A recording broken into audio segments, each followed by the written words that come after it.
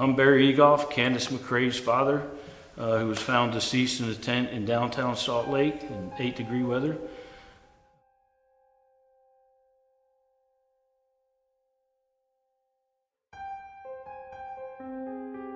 One day I was getting off work and I thought, you know, I've been Googling a lot of stuff because I was trying to get answers on what happened to our daughter.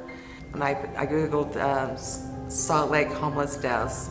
And I came across a video, tapped on it, and it started playing. That's when I seen Ty Bellamy talking about the homeless deaths, and that I started watching it, and then she mentioned our daughter's name.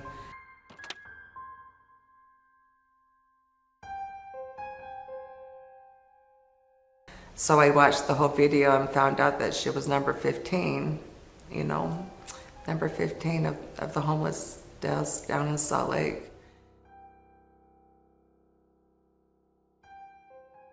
Well, I used to have a connection over at one of the funeral homes. If they ever got somebody that was unsheltered that came into their funeral home, if that person didn't have ID and they needed to know if that person had a living relative or somebody that they could notify, or if they needed a name of a person, they would give me a call, because my organization is boots on the ground. I'm the only one that's out there. I'm out there on a daily basis, and I know everybody. So they would call and say, hey, we've got somebody that came in. This person was found behind a dumpster at around this address. Can you come in and see if you know who this person is? And that's how it started for me. Because at the end of the day, if they don't have an identification, they are a Jane Doe if they're a woman, and they're a John Doe if they're a male. Families that are estranged from their relatives that are out here on the street, you're thinking that your child, your ex-husband, your neighbor, you're thinking that they're still just out in the street somewhere struggling with addiction or with mental illness or both.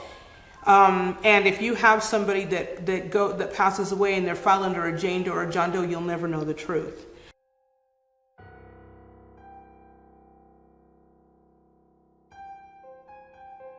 The fellow that was found in the tent when she was deceased, he was placed in the back of the police car while they were processing the scene, and they left him take a nap, sleep in the back of the car while they were removing my daughter's body. The investigator for the medical examiner, she's telling me that yes, they have every reason to believe that there was possibly foul play. So I don't know why this is a dead end. I mean, she got the drugs from the fellow that was with her.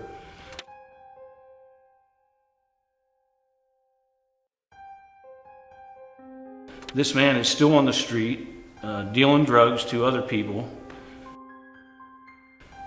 He tattooed her arm with his street name from the shoulder to her wrist. There was burn marks on her arm.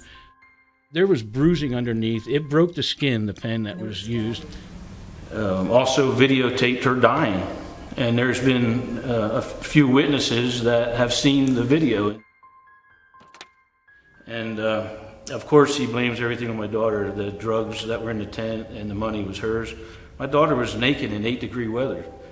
And in my mind, there's still very much foul play.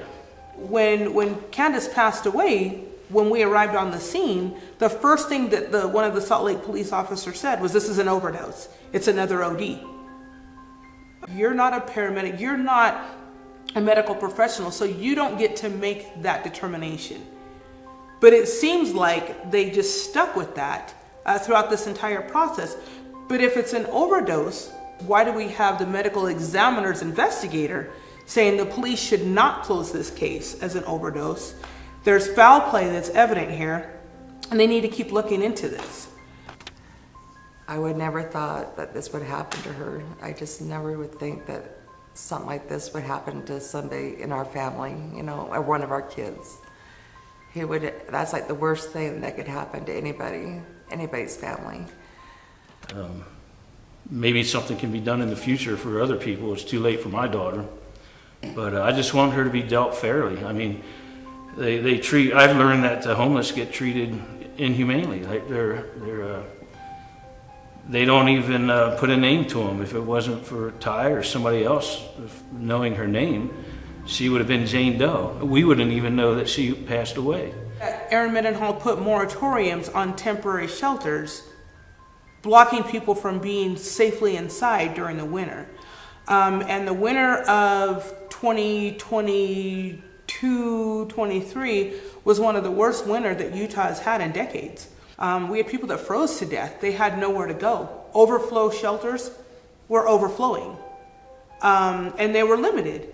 So when you lock the doors that can essentially preserve life, I absolutely think that you're responsible for the deaths that resulted from that.